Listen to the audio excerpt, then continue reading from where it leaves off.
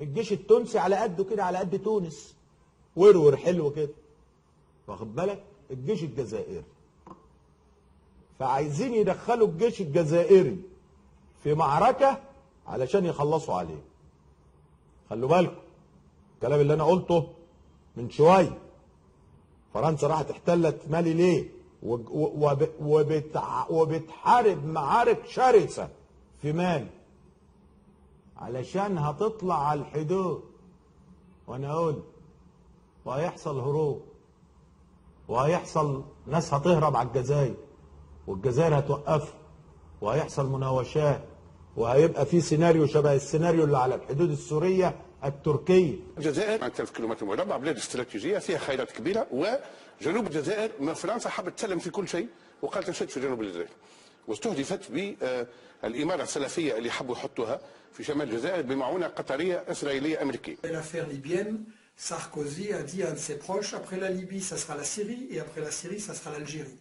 Et l'Algérie, clairement, elle est visée parce que, comme je l'ai déjà dit, c'est un pays qui a du gaz et du pétrole, c'est un pays qui le garde en propriété publique, c'est un pays qui résiste à Israël, c'est un pays qui résiste à l'OTAN. Et donc, il y a une curieuse partie qui se joue là. Je crois que cette guerre, elle a aussi pour fonction d'obliger l'Algérie à s'intégrer et à obéir à la France, en fait.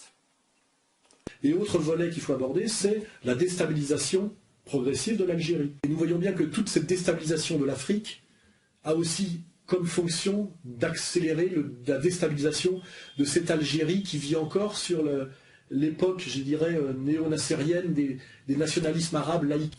Cette guerre, si vous voulez, tente un peu de déstabiliser l'Algérie d'une part, d'autre part, elle tente également d'asphyxier un peu la Chine. Alors, est-ce que l'Algérie n'est pas la cible indirecte de cette guerre au Mali? Écoutez, moi-même j'écrivais il y a une dizaine de jours que l'orage se levait au sud de l'Algérie et qu'il pourrait, vous savez, les orages remontent toujours contre le vent, remonter vers l'Algérie. L'Algérie a bien conscience d'être dans le collimateur. Dès 2011, certains think tanks washingtoniens voyaient déjà à l'occasion des événements libyens qu'il y aurait forcément, je ne dis pas obligatoirement, mais en toute logique, qu'il y aurait expansion du salafisme et que sans imaginer immédiatement un retour des années de Brest, des années 90, ces mouvements salafistes, tôt ou tard, rentreraient de nouveau sur le territoire algérien. Et pourquoi l'Algérie serait-elle la cible?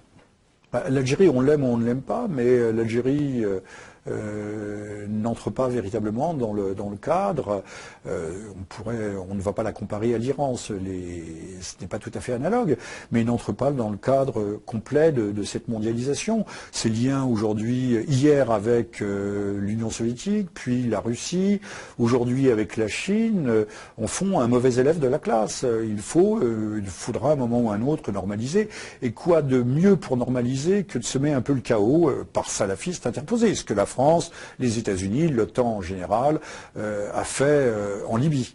يعني اساسيه في ان حتى يعني الامريكان هيحتفظوا نظرا بقى لان الجزائر رافضه التدخل الامريكي والى اخره، هيحتفظوا في المشهد بقى هنا ايه في الفاصل ما بين المغرب الجزائر تونس. الجزائر خارج المشروع العسكري وبتقاوم بشده في هذا الموضوع وعندها استقلال وطني عالي جدا وهويه وطنيه واضحه. التوانسه قبلوا بان تنشئ قاعده بحريه امريكيه في تونس تنطلق منها الطائرات بدون طيار والطائرات التي تستخدم في الحرب على الإرهاب جنوب. كانت موقفها وسط، ورغم ما قالوا حمد بن جاسم لوزير خارجية الجزائر أنه المرحلة القادمة عليكم، ورغم ما قالوا حمد بن جاسم لوزير خارجية الجزائر أنه المرحلة القادمة عليكم، ورغم ما قالوا حمد بن جاسم لوزير خارجية الجزائر أنه المرحلة القادمة عليكم.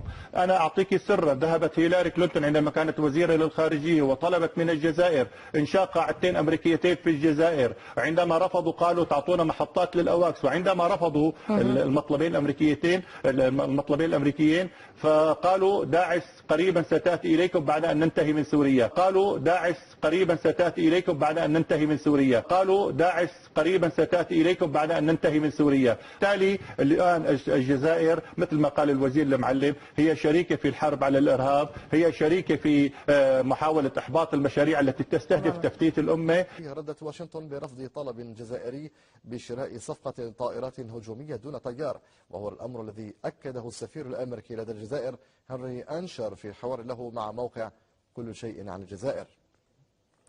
معنا من واشنطن لاري كورب كبير باحثي في مركز التقدم الأمريكي ومساعد وزير الدفاع الأمريكي السابق.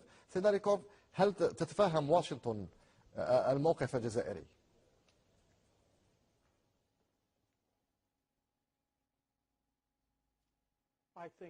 أعتقد أنهم يتفهمونه، لأنه الطائرات بدون طيار تخلق الكثير من الإصابات بين المدنيين كما هو الحال في اليمن، وتريد الجزائر أن لا تخلق المزيد من التطرف على أراضيها. في فريقين، فريق الدول الكرتونية والتي تحسب كالفراش، وفريق الدول الوازنة والتي لها شعب. بالنسبة للدول العديد صحيح إذا بدك تقولي 12 أو 13 دولة ممكن كانوا يمشوا بالقرار الخليج، لأنه إما خليجيين وإما يقبضون مالا من الخليج، 12-13 دولة، ولكن وزنهم كلهم لا يعادل ربع الشعب العربي أو ثلث الشعب العربي. أما الدول الوازنة مصر، الجزائر، السودان، العراق طبعا وسوريا ولبنان، هذه تشكل في شعوبها أكثر ما يناهز ثلثي العالم العربي، كلها رفضت. ويكفي أن نسمع بالتهديد الجزائري الذي أوقف المشروع حتى تلقفت مصر المبادرة وقادتها باتجاه آخر، عندما قالت الجزائر بأن هناك احتمال خروج هذه الكتلة من الجامعة العربية وتشكيل جامعة عربية قومية بدل أن تكون جامعة عربية بريطانية أمريكية.